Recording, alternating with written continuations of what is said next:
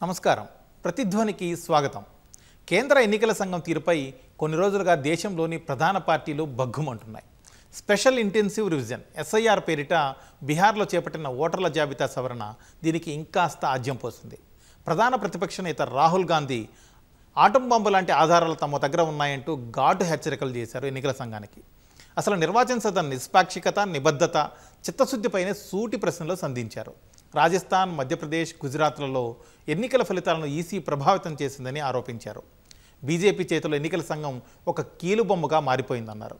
EC మాత్రం ఓటర్ల జాబితాలో అక్రమాలు సరిచేస్తున్నామని, వలసదారుల ఓట్లు మాత్రమే తొలగిస్తున్నట్లు చెబుతోంది.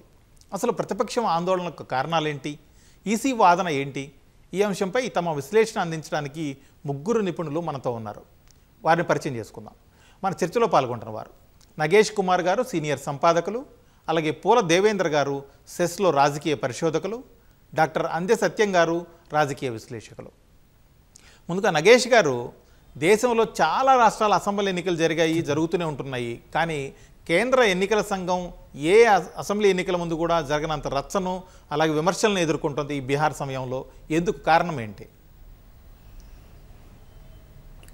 అంటే ఇప్పుడు కారణం ఏమిటంటే, దీనికి ఈ బీహార్ ఎన్నికలు ఈ సంవత్సరంలో జరిగిపోతాయి ఎట్టి పరిస్థితుల్లోనే. బీహార్ అయిపోయిన తర్వాత వెస్ట్ బెంగాల్, దాని తర్వాత అస్సాము, మనకేమిటంటే ఈ సైకిల్ నడుస్తూనే ఉంటుంది ఈ అసెంబ్లీ ఎన్నికల సైకిల్.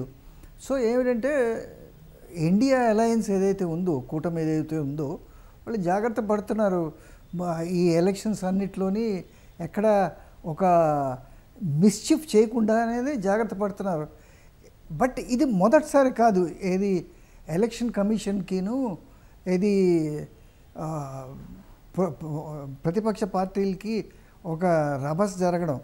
మనకి గత సంవత్సరమే మనం చూసాం, మహారాష్ట్రలో పెద్ద ఎత్తున గొడవ అయింది, అది కూడాను. బట్ ఏంటంటే అది పోస్ట్ ఎలక్షన్ అయింది. అది ఎట్లాగంటే అది 5 గంటలకు ఎప్పుడైతే పోలింగ్ క్లోజ్ అయిందో అప్పటి ఫిగర్కి, దాని తర్వాత రాత్రి ఏది క్యూలో ఉన్న వాళ్ళని ఓట్ చేయడానికి అలౌ చేశారు. రాత్రి 11 గంటల దాకా అలౌ చేశారు. దానికి నార్మల్గా ప్రతిపక్షాలు ఏమంటారంటే 1%, 2% అడిషనల్ ఓటర్స్ ఉంటారు. కానీ ఎలక్షన్ కమిషన్ వీళ్ళందరూ ఆ ఫిగర్స్ని ఎట్లా చేసిందో కానీ 7%, 8% తేడా వచ్చేసింది. దానివల్ల ఏమిటంటే రూలింగ్ పార్టీకి ఫేవరబుల్గా వచ్చింది.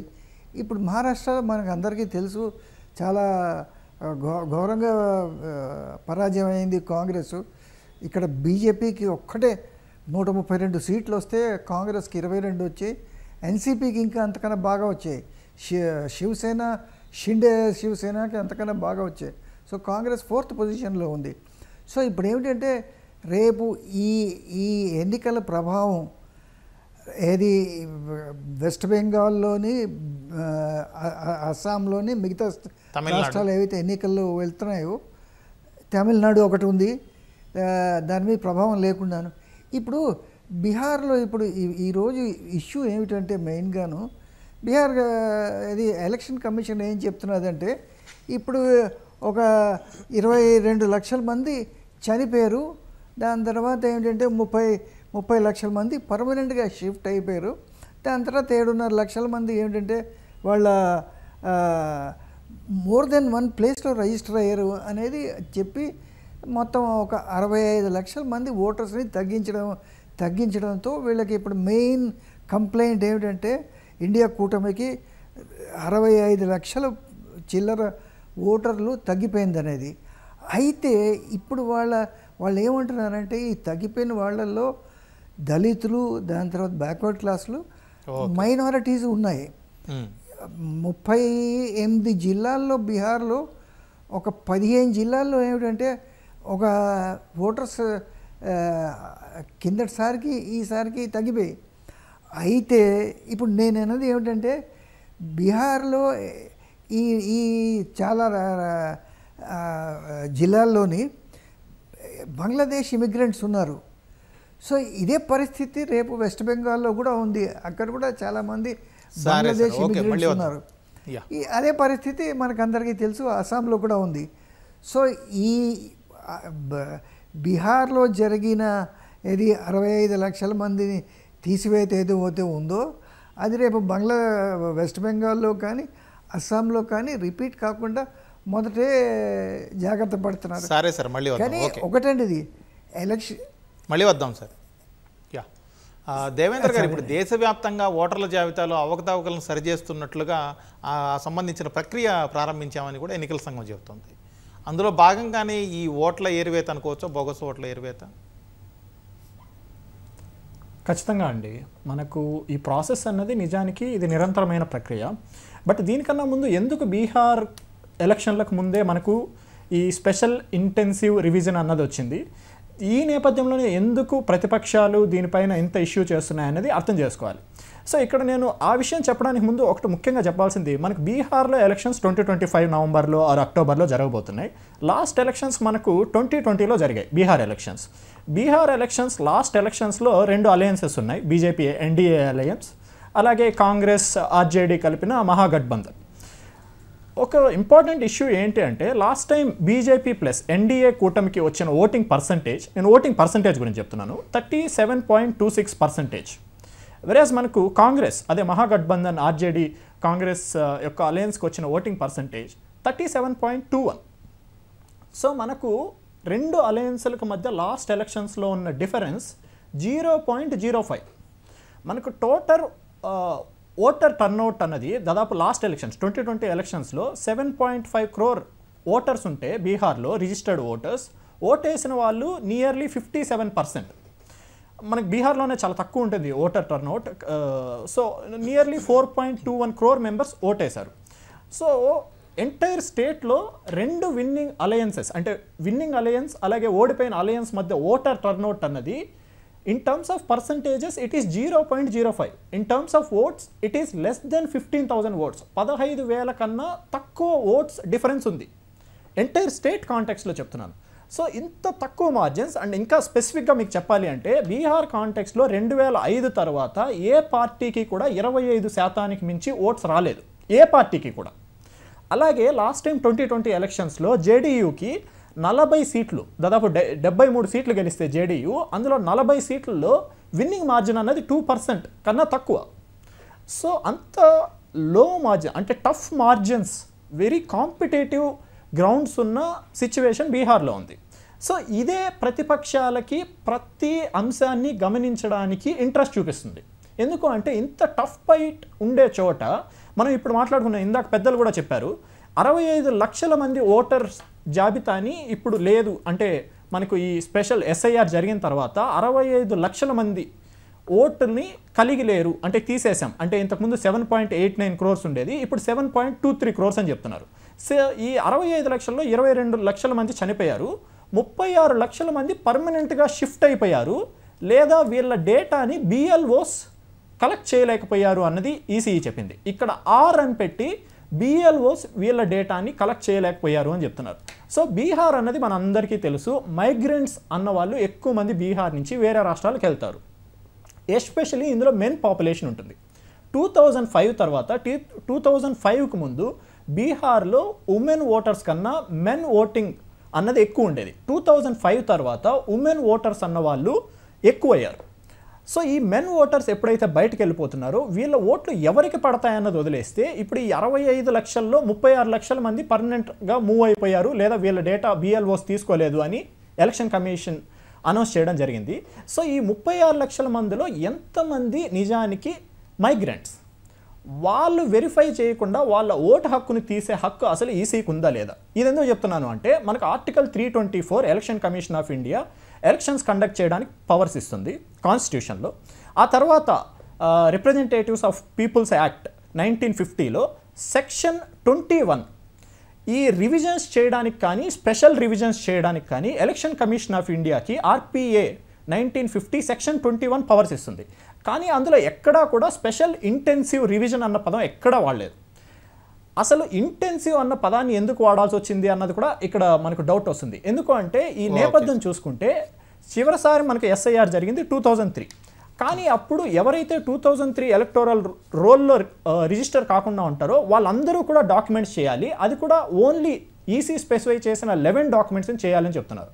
సో ఈ కాంట్రవర్సీ అంతా ఎందుకు వచ్చింది అంటే ఇది ఇంత 1 month జస్ట్ జూన్ 25 నుంచి ఇప్పుడు మనకు జూలై 31 లోపలే ఎందుకు చేయాల్సి వచ్చింది అన్న ఈ నేపథ్యంలో దీన్ని అర్థం చేసుకుంటే మరింత క్లియర్ పిక్చర్ మనకు వచ్చే అవకాశం ఉంది.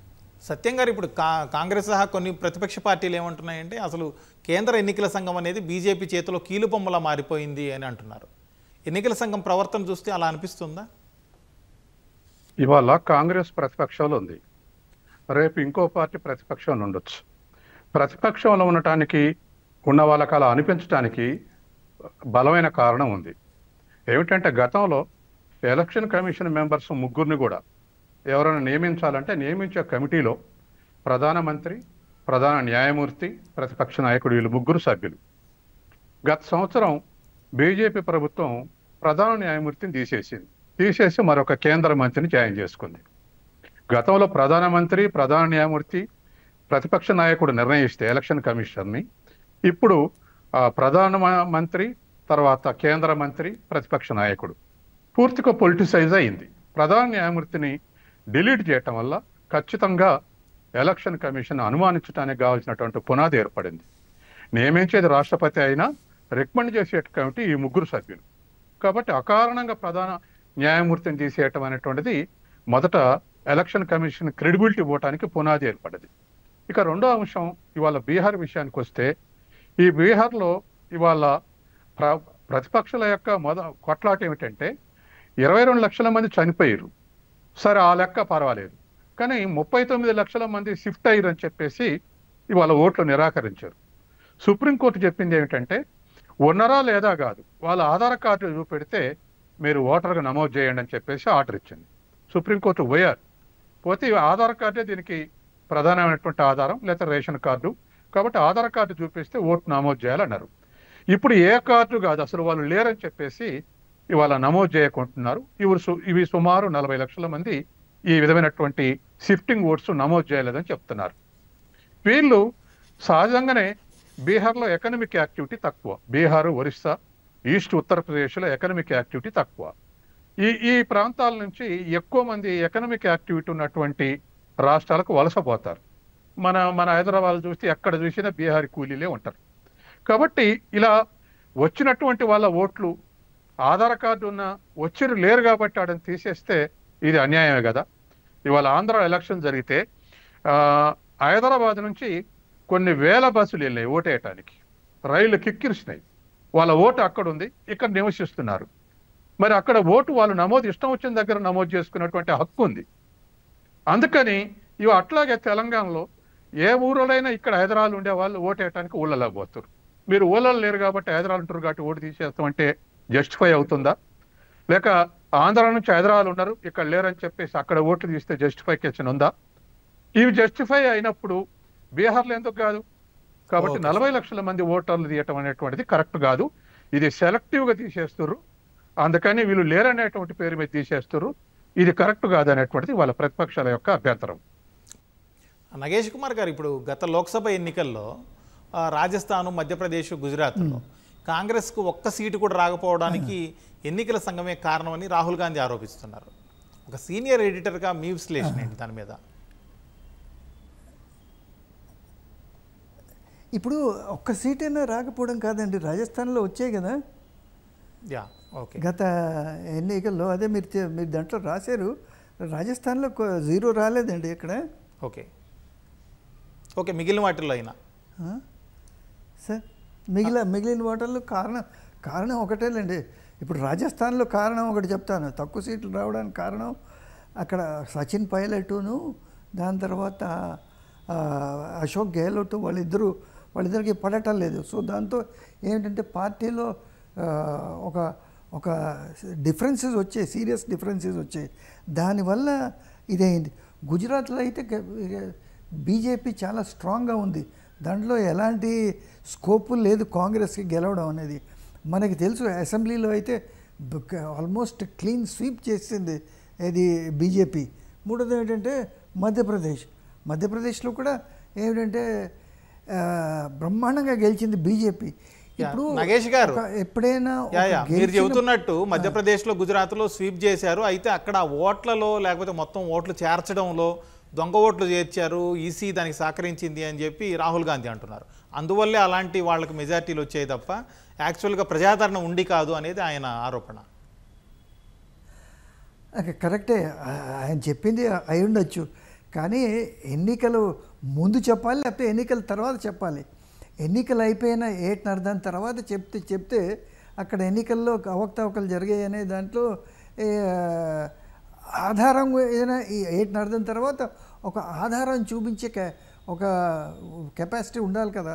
ఏమీ ఆధారం లేకుండా మీరు 8:30 తర్వాత అక్కడ ఓకే. అలాగే నగేష్ గారు మీరు అన్నట్టుగా రాజస్థాన్లో సచిన్ పైలట్ లేకపోతే గెహ్లాట్ మధ్య విభేదాల వల్లే జరిగింది లోక్సభ ఎన్నికలు అన్నారు. అయితే అసెంబ్లీ ఎన్నికల్లో ఫలితాలు చూస్తే కొంచెం గట్టిగానే ఫైట్ చేశారు వాళ్ళు, అప్పుడు కూడా విభేదాలు ఉన్నాయి.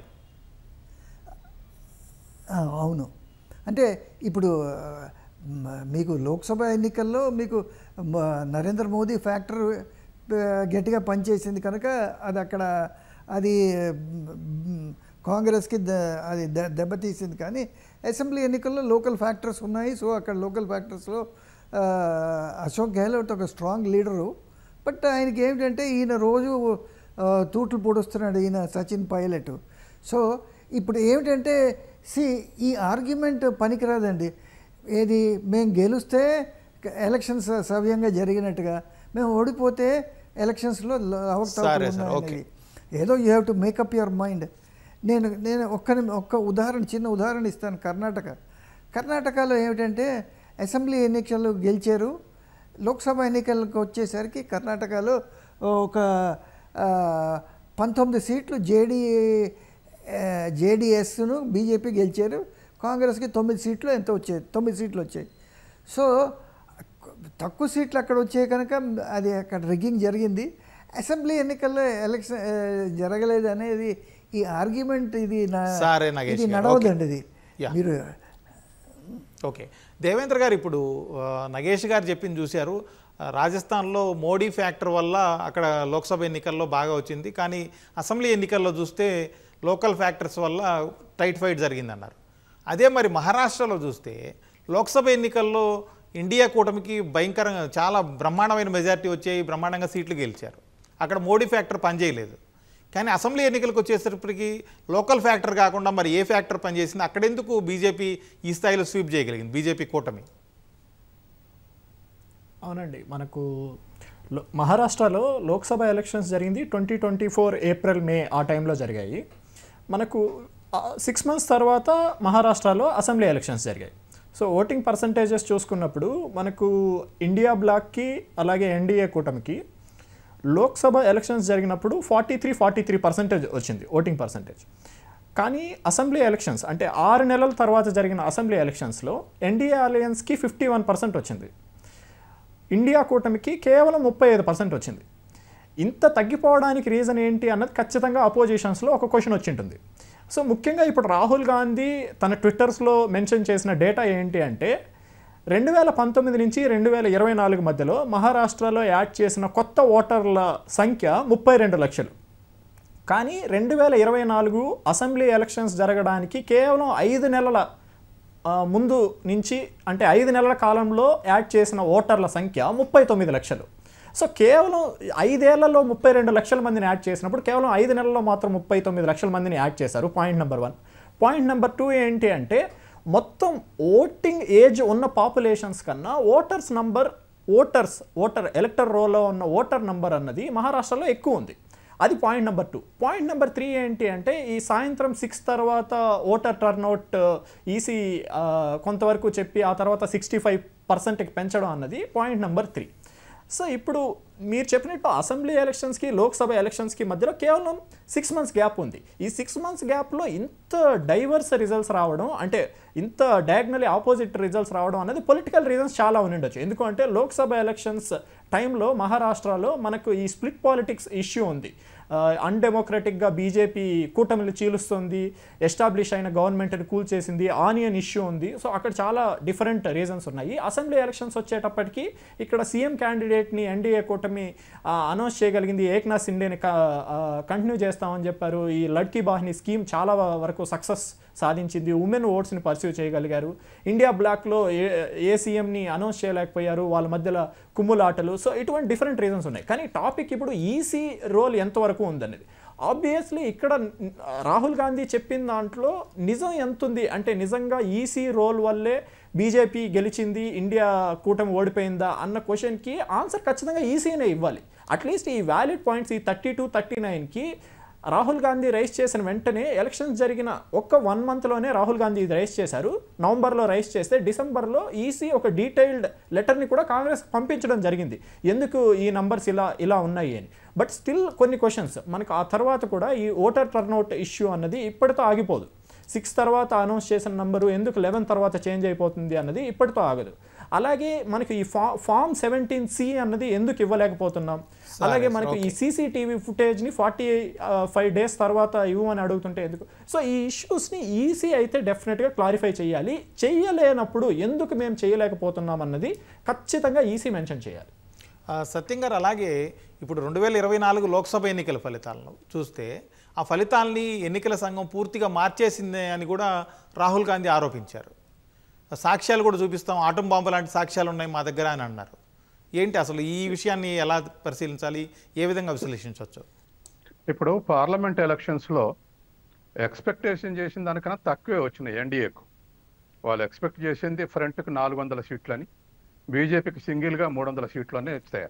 ఓకే సత్యం గారు, అంటే లెక్కలు అనేది వాళ్ళ అంచనాలు అయితే రకరకాలుగా వేసుకోవచ్చు. కాకపోతే ఈ ఫలితాలు కూడా వచ్చేటి కాదు, ఎన్నికల కమిషన్ మేనేజ్ చేయడం వల్లే ఆ మాత్రం వచ్చాయి అనేది రాహుల్ గాంధీ ఆరోపణ. ఎలక్షన్ కమిషన్ మేనేజ్ చేసిందని చెప్పడానికి ఎవిడెన్స్లు ఉంటేనే అవి ఉన్నాయి, బయట పెడతాము, ఆటం బాంబు లాంటి ఆధారాలు ఉన్నాయి అంటున్నారు. రాహుల్ గాంధీ మరి ఆటం బాంబు లాంటి ఇది ఉంది, ఎలక్షన్ కమిషన్ అసలు దాచుకోవడానికి కూడా చోటు దొరకదు, అటువంటి మేము ఎవిడెన్స్లు బయట పెడతాం అంటున్నారు. ఇప్పుడు డిలీట్ చేసే దగ్గర, తర్వాత ఎన్యుమరేషన్ చేసే దగ్గర ఈ విషయాలు పట్టించుకోకపోతే అట్లా జరిగే అవకాశం ఉంది. కాబట్టి ఎలక్షన్ కమిషన్కు ముందు అటానమస్ ఉన్నప్పుడు ఆ విధంగానే బిహేవ్ చేయాల్సినటువంటి అవసరం ఉంది. State level election commission appoint చేసేది స్టేట్ గవర్నమెంటే. స్టేట్ గవర్నమెంట్ ఎవరిని చూస్తే వాళ్ళ ఐఏఎస్ ఆఫీసర్ని అపాయింట్ చేస్తారు. కాబట్టి ఇండిఫరెంట్ యాటిట్యూడ్ ఎలక్షన్ కమిషన్కి ఉండాల్సినటువంటి అవసరం ఉంది. ఉదాహరణకు మహారాష్ట్రలో మన ఓట్ల జాబితా పెంచినప్పుడు అంత స్వల్పకాలం అన్ని ఓట్లు ఎట్లా పెరిగినాయి అనేటువంటిది ప్రశ్న. అదే సమయంలో ఇవాళ బీహార్ చూస్తే బీహార్లో డిలీషన్ చేసిన 65 లక్షలు అయితే ఎడిషన్ చేసినటువంటి చాలా స్మాల్ లెటర్స్లో ఎడిషన్ చేశారు. కాబట్టి ఇవాళ డిలీట్ చేసిన అంత ఎందుకుంటాయి, కొత్తగా ఎన్యుమరేషన్ చేయాల్సినట్టు అంత తక్కువ ఎందుకుంటాయి. కాబట్టి ఈ డిఫరెన్స్ ఏమిటంటే చెప్పేసి ఇవాళ మహారాష్ట్రలో కానీ బీహార్లో కానీ, అంటే బీహార్లో ఎలక్షన్ కమిషన్ ఏమంటుందంటే ఇంకా మేము యాడ్ చేస్తాం, ఇంకా మేము పర్స్యూ చేస్తాం అంటున్నారు. అది కాదు, ఇవాళ వరకు ఎలక్షన్ చేసి అనౌన్స్ చేసిన దాంట్లో ఈ డిఫరెన్స్ ఎందుకు వచ్చింది, మిగతా రాష్ట్రాలు ఎందుకు ఉంది, ఇక్కడ యాడ్ చేసేటువంటి ఓట్స్ ఎందుకు అంత తక్కువ అనేటువంటి దానికి ప్రశ్న జవాబు చెప్పాల్సినటువంటి అవసరం ఉంది. బీహార్ విషయంలో ఎలక్షన్ కమిషన్ చెప్పిన ఆన్సర్ అది, ఇంకా మేము యాడ్ చేసేది ఉంది, యాడ్ చేస్తామని చెప్పేసి అంటుంది. కానీ యాజ్ ఆన్ టుడే ఇవాళ ఆ ముసాయిదా ప్రకటించిన ప్రకారం జవాబు చెప్పాల్సినటువంటి అవసరం ఉంది. కాబట్టి ఎందుకంటే ఈ మిగతా చోట్ల అన్నిటికన్నా, మిగతా అన్ని డెవలప్డ్ స్టేట్స్ కన్నా growth rate, population growth rate బీహార్లో అరౌండ్ 2% ఉంటుంది. పాపులేషన్ పెరిగినప్పుడు సహజంగానే వాళ్ళ ఎలక్టర్ల సంఖ్య కూడా పెరుగుతుంటుంది, క్రాస్ అయ్యే 18 ఇయర్స్ క్రాస్ అయ్యే వాళ్ళ సంఖ్య కూడా పెరుగుతుంటుంది. మరి అవుట్ మైగ్రేషన్ అప్పుడు ఓట్లు తగ్గినప్పుడు ఈ ఎలక్షన్ ఈ పాపులేషన్ గ్రోత్ వలన కొంత యాడ్ అయ్యేటువంటి సంఖ్య పెరగాలి, కన్సిడరబుల్ సంఖ్యలో పెరగాలి, కానీ చాలా డిసిమల్ సంఖ్యలో ఉంది. తర్వాత మరొక ఆబ్జెక్షన్ ఏమిటంటే ఇవాళ డిలీషన్ చేసిన దాంట్లో కొన్ని నియోజకవర్గాల్లో 18% డిలీషన్ ఉంది, కొన్ని యావరేజ్ డిలీషన్ బీహార్లో 6.3% ఉంది ఇవాళ తొలగింపు ఓట్లు, కానీ కొన్నిట్లో 18% ఉంది. 18% ఎందుకు ఉంది అనేటువంటి కారణాలు కాన్స్టిట్యున్సీ వైజ్ 248 243 కాన్స్టిట్యున్సీలు సెగ్మెంట్లు చెప్పాల్సినటువంటి అవసరం ఉంది.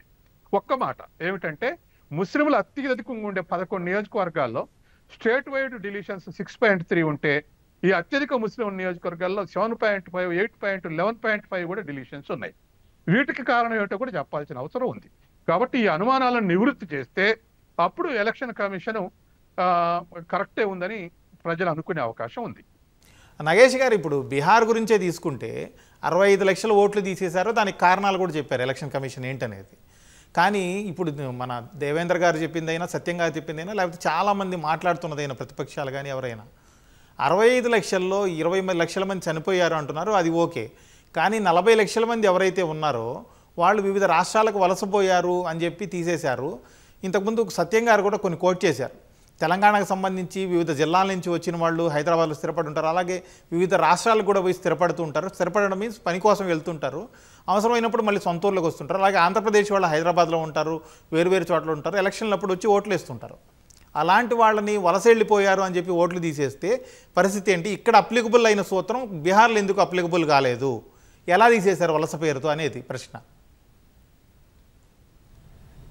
అంటే ఇప్పుడు తప్పు పెట్టవలసింది మనం ఈ స్పెషల్ ఇంటెన్సివ్ రివిజన్ ఎట్లా చేశారు అనేది. ఇప్పుడు దీంట్లో ఏమిటంటే ఆ ఫారం నింపాలి. ఆ ఫారం నింపితే కానీ ఇంక్లూడ్ చేయటం లేదు. రెండోది ఏంటంటే మిస్చీఫ్ ఎక్కడ జరిగిందంటే ఆధార్ కార్డు, దాని తర్వాత రేషన్ కార్డు వాళ్ళకి చాలా సందర్భాల్లో వాళ్ళు కన్సిడర్ చేయలేదు. ఇన్ఫ్యాక్ట్ దీనికి ఏమిటంటే పొలిటికల్ పార్టీ సుప్రీంకోర్టుకి వెళ్ళి సుప్రీంకోర్టు నుంచి తీర్పు తెచ్చుకున్నారు ఇవి రెండు కన్సిడర్ చేయాలని. అప్పుడు వీళ్ళందరినీ ఎన్రోల్ చేయాలి. సో ఇప్పుడు ఎలక్షన్ కమిషన్ ఏం స్టాండ్ తీసుకుంది? ఈ ఫారం నింపకపోతే మేము ఎట్లాగా ఇచ్చేస్తామనేది. ఇన్ఫ్యాక్ట్ వాళ్ళ లెక్కలోని ఎట్లాగున్నారంటే 1.5 lakhs 1.7 lakhs వాళ్ళు అక్కడ ఉన్నా కూడా ఫామ్ ఇచ్చాము, మళ్ళీ తిరిగి మాకు ఇవ్వలేదు అంటున్నారు. బట్ వలసలు పోయిన వాళ్ళు ఫార్మ్ ఇవ్వలేదు, వాళ్ళకి ఇవ్వలేదు, వాళ్ళు తిరిగి ఏమిటంటే ఫిల్ చేసి ఇవ్వలేదు అనేది. సో ఈ వలసలు అనేది ఇది మరి ఎంత మటుకు దీంట్లో నిజం ఉందో లేదో అనేది ఎప్పుడు తేలుతుందంటే అసలు ఈ ఇష్యూ ఇంకా క్లోజ్ కాలేదండి ఇది. ఎందుకైతే ఎలక్షన్ కమిషన్ ఏమని అనౌన్స్ చేసింది, సెప్టెంబర్ 1 దాకా ఇంకా గడువు ఉంది ఎన్రోల్ చేసుకోవడానికి. సో ఈ సెప్టెంబర్ 1 లోపుగా ఎవరైతే వలసలు పోయారో లేకపోతే ఎవరైతే ఎన్రోల్ చేసుకోలేదో వాళ్ళకి ఇంకా అవకాశం ఉంది. నగేష్ గారు, ఓకే, మీరు అన్నట్టుగా సెప్టెంబర్ 1వ తేదీ వరకు ఎన్రోల్ చేసుకోవడానికి అవకాశం ఉంది అంటుంది ఎలక్షన్ కమిషను. కానీ ఎప్పుడైతే చాలా దూర ప్రాంతాల్లో, వేల కిలోమీటర్ల దూరంలో ఆంధ్రప్రదేశ్, తెలంగాణ, మహారాష్ట్ర, ఢిల్లీ ఇట్లా రకరకాల ప్రాంతాల్లో, మారుమూల ప్రాంతాల్లో కూడా కూలీలుగా పనిచేస్తున్న బీహార్ వాసులు ఎవరైతే ఉంటారో వాళ్ళు అంత దూరం ఇన్ని వేల రూపాయలు ఖర్చు పెట్టుకొని ఉన్న పళంగా ఈ ఓటు కోసం అంత దూరం వెళ్ళే అవకాశం ఉంటుంది అసలు? అది కూడా ఈ నెల రోజుల్లోనే వెళ్ళి అక్కడ కొన్ని రోజుల పాటు ఉండి ఆల్రెడీ ఉన్న ఓట్లు తీసేసి మళ్ళీ మాది నమోదు చేయండి అని చెప్పి బతిమాలుకోవాల్సిన పరిస్థితి ఎందుకు అసలు? ఒకవేళ అవకాశం లేకపోతే మరి ఎలక్షన్ కమిషన్ చెప్తుంది కరెక్ట్ అవ్వాలి కదా. ఇప్పుడు హైదరాబాద్లో ఉన్నవాళ్ళు చాలామంది బీదవాళ్ళు ఉన్నారు, బీహారీ వాళ్ళు. వాళ్ళు అంత దూరం పాట్నాకు కానీ అక్కడ కానీ వెళ్ళి వాళ్ళు ఎట్లా రిజిస్టర్ చేసుకుంటారు? సో ఇప్పుడు ఎలక్షన్ కమిషన్ కూడా అదే చెప్తున్నది. వాళ్ళు వెళ్ళిపోయారు, వలస వెళ్ళిపోయారు. ఎలక్షన్ కమిషన్ పదం ఏం వాడిందంటే దే హ్యావ్ పర్మనెంట్లీ షిఫ్టెడ్ అన్నది. సో వీళ్ళు వెళ్ళిపోయారు అక్కడికి, మళ్ళీ తిరిగి రారు. సో ఎలక్షన్ కమిషన్ చెప్పింది అక్కడ అంత మటుకు కరెక్టే. వీళ్ళు ఇంకా రోల్స్లో వచ్చే వాళ్ళు వాలంటరీగా వచ్చి ఫామ్ ఫిలప్ చేసి అయితే పర్వాలేదు. కానీ as far as we are concerned ప్రస్తుతానికి వాళ్ళు మా రోల్స్లో లేరు అనేది చెప్పుకుంటున్నది ఎలక్షన్ కమిషన్. యా, దేవేంద్ర గారు, ఇప్పుడు మన నగేష్ గారు చెప్పినట్టు లేకపోతే ఎలక్షన్ కమిషన్ని కోట్ చేస్తూ ఆయన కొన్ని విషయాలు చెప్పారు. వాళ్ళు పర్మనెంట్గా వెళ్ళిపోయారు కాబట్టి వాళ్ళ ఓట్లు తీసేసాం అంటున్నారు అని చెబుతుంది ఎలక్షన్ కమిషన్. కానీ ఇప్పుడు మనం హైదరాబాదే ఎగ్జాంపుల్ తీసుకుంటే, లేకపోతే విజయవాడ, విశాఖపట్నం, తిరుపతి, ఇట్లా మన తెలుగు రాష్ట్రాల్లోనే ఉదాహరణ తీసుకుంటే చాలామంది బీహారీలు కేవలం పురుషులు మాత్రమే వచ్చి ఇక్కడ రకరకాల పనుల్లో చేస్తూ ఉంటారు కూలీలుగా వివిధ రూపాల్లో. అదే ఇంతకుముందు సత్యం గారు అన్నట్టు ఆంధ్రప్రదేశ్కి సంబంధించిన ఎన్నో వేల మంది, లక్షల మంది హైదరాబాద్లో వచ్చి కుటుంబాలతో సహా ఇక్కడ స్థిరపడి వాళ్ళ సొంత ఊళ్ళు అక్కడ ఉంటాయి, వాళ్ళ కుటుంబ సభ్యులు, పేరెంట్స్ అలాంటి వాళ్ళు ఉంటారు, వాళ్ళు అప్పుడప్పుడు వెళ్ళొస్తుంటారు. అలాంటి వాళ్ళకు అక్కడ ఓట్లు ఉన్నాయి. కేవలం పురుషులు మాత్రమే భార్యా పిల్లల్ని బీహార్లోనే వదిలేసి ఇక్కడ ఓన్లీ మగవాళ్ళు వచ్చి కొన్ని నెలల పాటు పనిచేసుకుని మళ్ళీ మధ్యలో ఊరికి వెళ్ళి వస్తూ ఉంటారు. అలాంటి వాళ్ళు మాత్రం షిఫ్ట్ అయిపోయారని ఓట్లు తీసేశారు. దీన్ని ఎలా జస్టిఫై చేసుకుంటుంది ఎలక్షన్ కమిషన్? ఇది యాక్చువల్గా పొలిటికల్ ఇష్యూ కాదండి, ఇది ఒక ప్రొసీజరల్ ఇష్యూ. మనకి యాక్చువల్గా ఎలక్షన్ కమిషన్ ఆఫ్ ఇండియాకి పర్మనెంట్లీ షిఫ్టెడ్ అయితే ఎలక్టోరల్ రోల్లో అతని ఓట్ హక్కు తీసేయచ్చు అని ఏ విధంగా పవర్ వస్తుంది? మనకు ఆర్పిఏలో రిప్రజెంటేటివ్స్ ఆఫ్ పీపుల్స్ యాక్ట్ 1950లో సెక్షన్ 19 చెప్తుంది ఎవరికి ఓటు ఇవ్వాలి, ఎవరికి ఓటు ఇవ్వకూడదు, ఏజ్ క్రైటీరియా కానీ సిటిజన్షిప్ క్రైటీరియా కానీ. సెక్షన్ 20 ఏం చెప్తుంది అంటే ఆర్డినరీ రెసిడెంట్ అనే పర్సన్కి ఓటింగ్ ఉండాలని చెప్తుంది. సేమ్ సెక్షన్ ఏం చెప్తుంది అంటే కేవలం ఒక ప్రాంతంలో కొంతకాలం ఉన్నంత మాత్రాన ఆ వ్యక్తి ఆర్డినరీ రెసిడెంట్ అవ్వడు. అదేవిధంగా కొంతకాలం పాటు తను ఉంటున్న ప్లేస్ నుంచి వేరే ప్రాంతానికి వెళ్ళిపోయినంత మాత్రాన అతన్ని ఆర్డినరీలీ రెసిడెంట్ కేటగిరీ నుంచి తీసేయడానికి వీలు లేదు అని section 20 of representation of peoples act క్లియర్గా చెప్తుంది. సో అసలు ఈ బర్డెన్ ఎవరిపైన పడుతుంది? ఇప్పుడు నేను పర్మనెంట్గా మూవ్ అవ్వలేదు అని ప్రూవ్ చేసుకోవాల్సిన బాధ్యత అన్నది సిటిజన్ పైన ఎందుకు పెడుతున్నాము? ఎందుకు అంటే 2003 తర్వాత ఎన్ని ఎలక్షన్స్ జరిగాయి మనకు? అది అసెంబ్లీ ఎలక్షన్స్ కావచ్చు, లోక్సభ ఎలక్షన్స్ కావచ్చు. ఆల్రెడీ వీళ్ళంతా ఓటు వేసిన వాళ్ళు, ఆల్రెడీ వీళ్ళు ఓటు వేయడానికి మీకు అర్హత ఉంది అని చెప్పి ఎలక్షన్ కమిషన్ ఆఫ్ ఇండియానే వీళ్ళకి గుర్తింపించి ఓటు వేయడానికి అధికారం కల్పించింది. ఇప్పుడు సడన్గా మీకు అధికారం లేదు, ఇన్నేళ్ల తర్వాత ఇన్ని ఎలక్షన్ సీజన్ తర్వాత ఓటు వేసిన వ్యక్తిని సడన్గా మీకు ఇప్పుడు ఓటు వేయడానికి అధికారం లేదు, మళ్ళీ మీరు వచ్చి డాక్యుమెంట్ సబ్మిట్ చేయండి అని చెప్పడం ఏ విధంగా లీగల్ అన్నది ఎలక్షన్ కమిషన్ ఆఫ్ ఇండియా కోర్టులకి జస్టిఫై చేసుకోవాలి, అలాగే సిటిజన్స్కి కూడా ఒక రెస్పాన్స్ ఇవ్వాలి. అండ్ మోర్ ఇంపార్టెంట్ థింగ్ ఏంటి అంటే ఖచ్చితంగా ఎలక్షన్ కమిషన్ రోల్స్ అన్నిటిని అప్డేట్ చేయాలి. కానీ దీనికి స్టాండర్డ్ ఆఫ్ ప్రొసీజర్ ఏముంది? ఫర్ ఎగ్జాంపుల్ ఒక స్టేట్లో బీహార్లోనే కానివ్వండి, కరెక్ట్గా ఎలక్షన్ నోటిఫికేషన్ డేట్కి 6 months ముందు మనకి ఎస్ఐఆర్ కావచ్చు, నార్మల్ రివిజన్ ఆఫ్ ఎలక్టోరల్ రోల్స్ని 6 months ముందుకు కంప్లీట్ చేయాలి అని ఎందుకు చెప్పట్లేదు? 2003 తర్వాత బీహార్లో ఇప్పుడు చేస్తున్నారు. అదే మహారాష్ట్ర, ఢిల్లీ ఎలక్షన్ విషయంలో అయితే 2011 తర్వాత చేస్తున్నారు. దీనికి ఒక ఎస్టాబ్లిష్డ్ స్టాండర్డ్ నామ్స్ ఏమున్నాయి? సో ఇది క్లియర్గా ఒక ప్రొసీజరల్ ఇష్యూ అండి.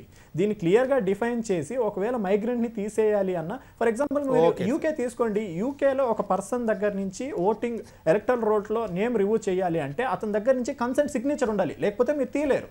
సో ఇలా అసలు మనకు ఈ డెఫినేషన్స్ ప్రొసీజరల్గా క్లారిటీ ఉంటే మనకి ఇష్యూస్ రావు. అదర్వైజ్ స్టేట్ ఎలక్షన్స్ వచ్చిన ప్రతిసారి ఇదే ప్రాబ్లం మనకు వస్తూ ఉంటుంది. సత్యం గారు, ఇప్పుడు బీహార్ అనే కాదు దేశవ్యాప్తంగా కూడా క్రమం తప్పకుండా ఈ ఓటర్ల జాబితా సవరణ అనేది జరుగుతూ ఉంటుంది. అలాంటిది ఇప్పుడు ప్రత్యేకంగా ఎస్ఐఆర్ అని ఒకటి తీసుకొచ్చి 65 లక్షల మందిని తొలగించడం ఏదైతే ఉందో బీహార్లో ఈసీ ఏటా ఏం చేసినట్టు ఇన్ని సంవత్సరాలుగా ఇప్పుడు ఉన్న పళంగా చేయడానికి కారణం ఏంటి? అది కూడా ఎలక్షన్లకు కొన్ని నెలల ముందు. ఇప్పుడు ఖచ్చితంగా ఎలక్షన్ కమిషన్ ప్రజలకు లోనవుతుందండి. మన వాళ్ళు ఇద్దరు చెప్పిన దానికి నేను ఇంకో కన్క్లూజన్ నా దగ్గర ఉంది. బీహార్లో ఏది వలసపోయిన వాళ్ళే తీసేసినవని ఎలక్షన్ కమిషన్ అంటుంది కదా. ఇవాళ జనరల్ సీట్లో 200 జనరల్ సీట్లలో డిలీషన్స్ 6.4% ఉంది. దళిత 38 కాన్స్టిట్యూన్సీలో డిలీషన్స్ 5.9 ఉంది. తర్వాత ఎస్టీ కాన్స్టిట్యూన్సీలో 5% ఉంది. అసలు వలసలు పోయేది ఎవరంటే పేదలా ధనికులా? దళితులు, గిరిజనులు, పేదవాళ్ళు ఎక్కువ పోతుంటారు, వాళ్ళ డిలీషన్స్ ఎక్కువ ఉండాలి. అదే క్రైటీరియా అయితే. కానీ జనరల్ సీట్స్లలో డిలీషన్స్ ఎక్కువ ఉన్నాయి. కాబట్టి ఈ డైమెన్షన్లో ఆలోచించినప్పుడు ఎలక్షన్ కమిషన్ చేసినటువంటి పని అంత ఫ్యాక్చువల్గా అవుపట్లేదు. కాబట్టి ఇది ఒక డైమెన్షన్లో మనం ఎలక్షన్ కమిషన్ని మనం తప్పు పట్టొచ్చు. తర్వాత మరొక అంశం ఏంటంటే ఈ అన్సర్టనిటీ రాష్ట్ర వ్యాప్తంగా యావరేజ్ని ఒకే తిరిగి ఉండాలి. కానీ కొన్ని మైగ్రేటెడ్ బంగ్లాదేశ్ ముస్లిమ్స్ కానీ లేకపోతే బెంగాల్ ముస్లిమ్స్ కానీ ఇట్లా మైగ్రేట్ అయినటువంటి అత్యధిక దాంట్లో ఉన్నటువంటి డిలీషన్స్ ఎక్కువ ఉంది ఎందుకున్నాయి, మిగతా వాటిలో తక్కువ ఎందుకున్నాయి? 11%, 12% డిలీషన్స్ ఉన్నాయి. మిగతా దాంట్లో యావరేజ్న 6%, ఇంకా కొన్నిట్ల 4% కూడా డిలీషన్స్ ఉన్నాయి. కాబట్టి కొన్ని నియోజకవర్గాల్లో ఈ డిలీషన్స్ ఎందుకు ఎక్కువ ఉన్నాయి? మరి అక్కడి నుంచే వలసలు పోయారా? ఏది డిలీషన్స్ ఎక్కువ ఉన్నటువంటి కాన్స్టిట్యూన్స్ 243 కాన్స్టిట్యూన్సీస్లో ఈ డిలీషన్స్ ఎక్కువ ఉన్నటువంటి హైయెస్ట్ ఉన్నటువంటి డిలీషన్స్ నుంచి ఎక్కువ వెళ్ళారా అనేటువంటిది ఎలక్షన్ కమిషన్ కన్ఫర్మ్ చేయాల్సిన అవసరం ఉంది. కాబట్టి వీటన్నిటిని కూడా ఆలోచించినప్పుడు అసలు ఎస్ఐఆర్ అని పెట్టుడే ఒక ప్రత్యేకమైనటువంటి ఇంట్రెస్ట్ తోటి, ఒక ప్రత్యేకమైనటువంటి ఆబ్జెక్ట్ తోటి పెట్టినట్టుగా అవుపడుతుంది మనకు. తర్వాత మిగతా రాష్ట్రాల్లో లేనటువంటి ఎస్ఐఆర్ ఇప్పుడే ఎందుకు వచ్చింది అనేది అసలు బేసిక్ క్వశ్చన్. నగేష్ గారు, ఇప్పుడు ఎలక్షన్ కమిషను ఏదైతే బీహార్లో చేపట్టిందో ఎస్ఐఆర్ అనేది, దానికి నిబద్ధత పైన నిష్పాక్షికత పైన కొన్ని రకాల ప్రశ్నలు లేవనెత్తింది సుప్రీంకోర్టు కూడా. ఇది ఒక రకమైన ఈసీ సంబంధించి ఈసీ పైన ఉన్న నమ్మకానికి ఒక పరీక్ష అనుకోవచ్చా? తప్పకుండానండి, ఇది ఈసీకి ఒక పరీక్షను. బట్ నేను అనుకోవడం ఇప్పుడు ఎలక్షన్కి ఇప్పుడు ఈ ఎస్ఐఆర్కిను సమయం చాలా తక్కువ ఉంది. సో ఇది ఎట్లా జరుగుతుంది? ఇప్పుడు ఒకవేళ ఈ 65 లక్షల మందిని ఒకవేళ ఓటర్స్ లిస్టులో ఇంక్లూడ్ చేయాలంటే సమయం చాలా తక్కువ ఉంది. ఎందుకైతే నవంబర్లో కానీ డిసెంబర్లో కానీ ఎన్నికలు పెట్టాలి. ఇది దాని తర్వాత ఈ రోల్స్ని అంతా తయారు చేసి పబ్లిష్ చేయాలి. మళ్ళీ ఇంకేమైనా అబ్జెక్షన్స్ ఉంటే అవన్నీ తీసుకోవాలి. ఇంకా ప్రొసీజర్ ఉంది. సో నేను అనుకోవడం దీనికి ఏమిటంటే సుప్రీంకోర్టు దీంట్లో జోక్యం చేసుకుని, ఇప్పటిదాకా జోక్యం చేసుకోలేదని కాదు, వాళ్ళు ఏమిటంటే ఒక ప్రమాదంకి దారి తీసే రకంగా ఎలక్షన్ కమిషన్ చేసిందని కాంగ్రెస్ ఆరోపణ. అదేమిటా ప్రమాదం? మీరు సిటిజన్షిప్ వెరిఫై చేస్తున్నారు, మీరు ఏది ప్రూఫ్ ఆఫ్ రెసిడెన్స్ చేయటం లేదు, ఏది ఆధార్ కార్డ్ని మీరు దాని తర్వాత ఈపిక్ అంటే ఓటర్ ఐడెంటిటీ కార్డు చూడకుండా మీరు సిటిజన్షిప్ తీసుకుంటున్నారు తీసుకుంటున్నప్పుడు సుప్రీంకోర్టు అక్కడ ఇంటర్వ్యూన్ అయింది. సో దీంట్లో కూడా సుప్రీంకోర్టు ఏదో విధంగా ఇంటర్వ్యూన్ అయ్యి ఇదేమో ఒకవేళ ఈ ఫాస్ట్ ట్రాక్ చేయాలి, ఇది ఫాస్ట్ ట్రాక్ చేసి ఎలక్షన్స్ సవ్యంగా జరిగేలాగా చూడాలి. ఇప్పుడు ఇక్కడ దీనికి ఏమిటంటే ఇప్పుడు ఈయన యాటమ్ బాంబ్ అంటున్నాడు, అంతా అంటున్నాడు. సరే, అది ఏమిటంటే ఒక విధంగా ఎలక్షన్ కమిషన్ చాలా తీవ్రంగా అభ్యంతరం చెప్పింది. ఏమిటంటే మాకు మీరు బెదిరిస్తున్నారు, మేము దీనికి సీరియస్గా తీసుకోమన్నారు. బట్ ఇప్పుడు దీన్ని సీరియస్గా తీసుకోవడమా తీసుకోకూడదా అనేది ఎలక్షన్ కమిషన్ చేతిలో లేదు, రాహుల్ గాంధీ పార్టీలో చేతిలో లేదు. ఇప్పుడు 3-4 ఏళ్ళ తర్వాత మనకి జనరల్ ఎలక్షన్స్ వస్తాయి, లోక్సభ ఎలక్షన్స్. ఇప్పుడు రాహుల్ గాంధీ ఏమంటున్నాడు, దాంట్లో కూడా మీరు రిగ్గింగ్ చేస్తారు. ఇంతకుముందు ఆయన ఏమంటున్నాడు, గత లోక్సభ ఎలక్షన్స్లో మీకు 240 వచ్చాయి, అది కూడా మీరు రిగ్గింగ్ చేశారు. వచ్చే ఎలక్షన్లో కూడా మీరు ఏంటంటే ఓటర్స్ లిస్టులో తారుమారు చేసి మీరు గెలవడానికి ప్రయత్నం చేస్తారనేది. సో ఎక్కడో అక్కడ దీంట్లో ఏమిటంటే సుప్రీంకోర్టు ఇంటర్వ్యూన్ అయ్యి దీన్ని సవ్యంగా జరిగేలా చూడాలి. అయితే ఇక్కడ ఇబ్బంది ఏమిటంటే దీంట్లో పార్లమెంటుని స్తంభించేది ఇది ఇండియా అలయన్సు. దానికి ఏమిటంటే గవర్నమెంట్ ఒక స్టాండ్ తీసుకుంది, ఎలక్షన్ కమిషన్ విషయాలు మేము పార్లమెంట్లో మాట్లాడడానికి వేయలేదు, ఎందుకైతే అది ఇండిపెండెంట్ అథారిటీ, దానికి ఎవడు మంత్రి లేడు ఎలక్షన్ కమిషన్కి. మీరు చర్చ చేస్తే పార్లమెంట్లో దానికి సమాధానం చెప్పడానికి మా దగ్గర ఎవడు మంత్రి లేరు అనేది ఇచ్చేసి, బట్ ఏదో విధంగా దీనికి పబ్లిక్ డిస్కషన్ రావాలి. ఇప్పుడు వీళ్ళేమో పార్లమెంట్ని స్తంభిస్తున్నారు, వీళ్ళేమో ఎలాంటిది పెట్టలేదు. సరే సార్, ఓకే సార్. దేవేంద్ర గారు, ఇప్పుడు బీహార్లోనే ఇంత రచ్చ జరుగుతుంది, త్వరలోనే దీని తర్వాత పశ్చిమ బెంగాల్, అస్సాము, తమిళనాడు ఇవన్నీ ప్రతిపక్షాలకు సంబంధించిన, అంటే అస్సాం తప్ప మిగిలిన అన్ని ప్రతిపక్షాలకు సంబంధించిన పార్టీలు అధికారంలో ఉన్న రాష్ట్రాలే ఉన్నాయి. అట్లాంటప్పుడు అక్కడ కూడా ఇంకా ఎలక్షన్స్ ముందే ఈ విధంగా ఎస్ఐఆర్ అనేది తీసుకొస్తే ఎంత రచ్చ జరిగే అవకాశం ఉంది? ఎలక్షన్ కమిషన్ నిష్పాక్షికత కావచ్చు, పోలింగ్ సరళి జరిగే తీరు మీద ప్రజలకు కానీ ప్రతిపక్షాలకు కానీ వీళ్ళందరికీ అనుమానాలు జరిగే అవకాశం లేదా ఈ విధంగా చేయడం వల్ల? ఖచ్చితంగా అండి. నేను ఈ టాపిక్ మనం డిస్కస్ చేసేటప్పుడే రాహుల్ గాంధీ గారు ఒక ట్వీట్ చేశారు. 5 ఇష్యూస్ని ఈసీకి సంబంధించి ఆయన క్వశ్చన్ చేస్తూ, ఫస్ట్ ఇష్యూ ఏంటి అంటే ఈసీ యొక్క అటానమీ, సెకండ్ ఇష్యూ ఫేక్ ఓట్స్ని జస్ట్ ఎలక్షన్స్కి ముందు యాడ్ చేయడం, థర్డ్ ఇష్యూ ఓటర్ టర్న్అవుట్ని ఇన్ఫ్లేట్ చేయడం, అంటే 6 o'clock ఒకటి రిపోర్ట్ చేసి 11 o'clock రిపోర్ట్ చేయడం, fourth issue bogus voters, fifth issue ఎవిడెన్స్ని హైడ్ చేయడం. సో ఇది ఒక్క ఎలక్షన్లకు బీహార్కి సంబంధించిందో లేదా నెక్స్ట్ వెస్ట్ బెంగాల్, తమిళనాడు ఏ ఎలక్షన్కి సంబంధించింది కాకుండా ఈసీ ఇప్పుడు ఏం చేయాలి? ఈసీ అటానమీ అన్నది ఫస్ట్ ఆఫ్ ఆల్ ఎందుకు క్వశ్చన్ వస్తుంది అంటే, ఈ అపాయింట్మెంట్స్ అన్నది ప్రైమరీ ఇష్యూ. సుప్రీంకోర్టు ప్రధాన న్యాయమూర్తిని కాకుండా యూనియన్ మినిస్టర్ని యాడ్ చేయడం అన్నది ఇట్స్ హిస్టారికల్ మిస్టేక్ అనే చెప్పుకోవచ్చు. దాన్ని వీలైనంత వరకు అడ్రస్ చేస్తే బాగుంటుంది.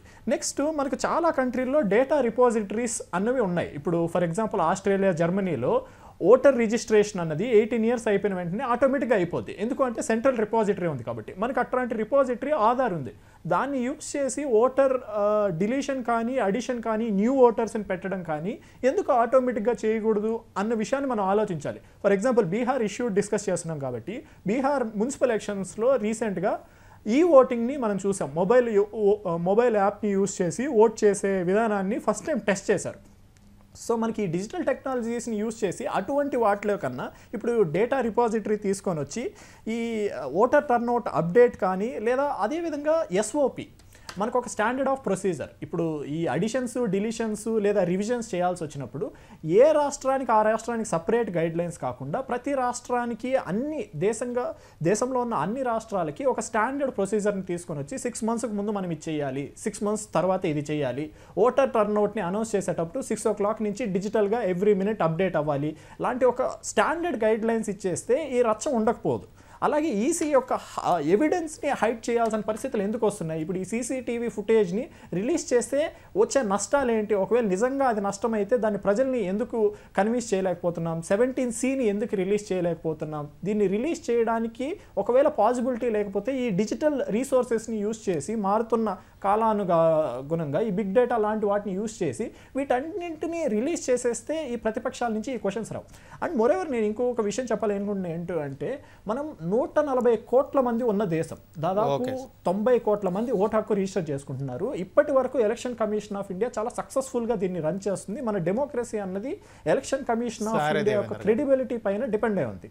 సో ఓవరాల్గా చూసుకున్నప్పుడు ఈసీని కంప్లీట్గా తీసేయాల్సిన అవసరం లేదు, కానీ ఈ ఇష్యూస్ని వీలైనంత తొందరగా అడ్రస్ చేస్తే ఈ వచ్చే ఎలక్షన్స్లో ఇటువంటి క్వశ్చన్లు అపోజిషన్ పార్టీ నుంచి ఈసీ వైపు రాకుండా ఉండడానికి ఛాన్స్ ఉంటుంది.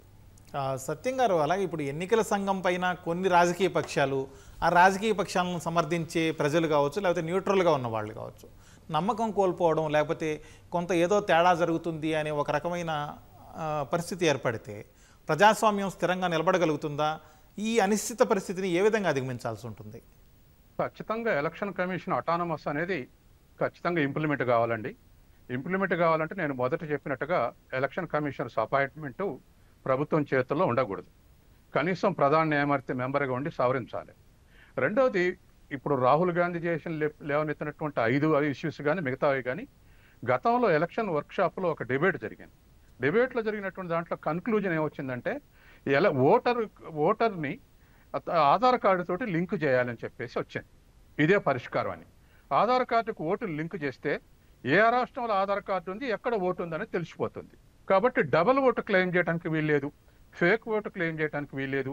తర్వాత హైదరాబాద్ వచ్చి వలసదారుడు వచ్చి హైదరాబాద్ ఆధార్ కార్డు గుర్తించుకొని ఇక్కడ లింక్ అయితే అక్కడ బీహార్లో ఓటు హక్కు ఉండదు, లేదా ఇక్కడ ఓటు హక్కు లింక్ లేకపోతే అక్కడే ఓటు హక్కు చేసేటువంటి అవకాశం ఉంటుంది.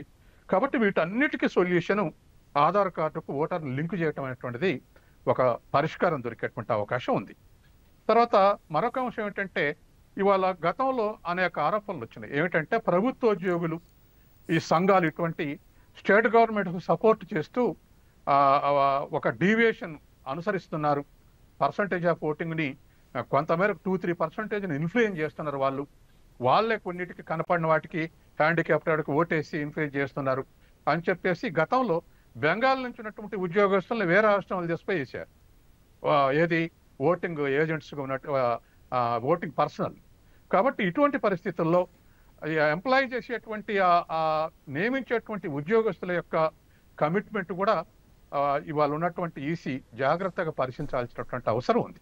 కాబట్టి కొన్ని అదనపు చర్యలు తీసుకోవాలి. కానీ ఒక్కటి మాత్రం నిజం, ఓటర్ని మన ఆధార్ కార్డు తోటికి లింక్ చేస్తే 90% సమస్యలు పరిష్కరించేటువంటి అవకాశం ఉంది. సత్యం గారు, అయితే ఓటర్ లిస్ట్ని, ఓటర్ జాబితాలని ఆధార్తో లింక్ చేయడంలో ఎక్కడ ఇబ్బంది జరుగుతుంది? ఎందుకు ఆ ప్రక్రియ ముందుకు సాగడం లేదు? కొంచెం బ్రీఫ్గా చెప్పండి. ఇప్పుడు 4-5 ఏళ్ల కిందనే ఆ నిర్ణయాన్ని అదే కన్క్లూజన్ అని చెప్పేసి అనుకున్నారు. కానీ ఒకటి మాసివ్గా ఓటు, ఇప్పుడు యూరోప్ దేశాల్లో ఏ దేశంలో చూసినా మన ఒక రాష్ట్రంలో ఉన్నటువంటి ఓట్లే ఉంటాయి, అంతకన్నా తక్కువ ఉంటాయి. కానీ మన దగ్గర ఉన్నటువంటి ఓట్లు మాసివ్గా ఉండబట్టి దరిదాపు 80-90 కోట్ల ఓట్లు అంటే దాన్ని లింక్ చేయటం కొద్దిగా కష్టమైనటువంటి పడే. కానీ ఏదైనా ఇండియన్ గవర్నమెంట్ దాన్ని ఊనుకోవాలి. ఎందుకంటే ఎక్కువ ఓట్ల దగ్గరనే సమస్యలు ఎక్కువ వస్తాయి. కాబట్టి దాన్ని శాశ్వతంగా పరిష్కరించడానికి ఇటువంటి ఒక పర్మనెంట్ సొల్యూషన్ని ఇవాళ ఉన్నటువంటి ఎలక్ట్రానిక్ డివైసెస్లో రోజు రోజుకు మిగతా మామూలు జనానికి కూడా సెల్ ఫోన్ వాడటం వచ్చేసింది. అందుకని ఇవాళ ఉన్నటువంటి ఈ పరిస్థితుల్లో లింక్ చేయటం అనేది ఖచ్చితంగా సామాన్యుడు కూడా అర్థం చేసుకునేటువంటి అవకాశం ఉంది. ఎందుకంటే ఇవాళ మన దేశంలో లెక్క ఉంది, మొత్తం టోటల్ సెల్ ఫోన్లో 137 కోట్లు ఉన్నాయి, జనాభా 140 కోట్లు ఉంది. ఒక్కొక్కరు ఇద్దరు వాడిన కొంత డూప్లికేషన్ ఉన్నా అందరికీ అండర్స్టాండింగ్ వచ్చేసింది. కాబట్టి లింక్ చేస్తే కన్ఫ్యూజ్ అయ్యేది సరే లేదు. సత్యం గారు, యా, ఇది వాళ్ళ ప్రతిధ్వని. నమస్కారం.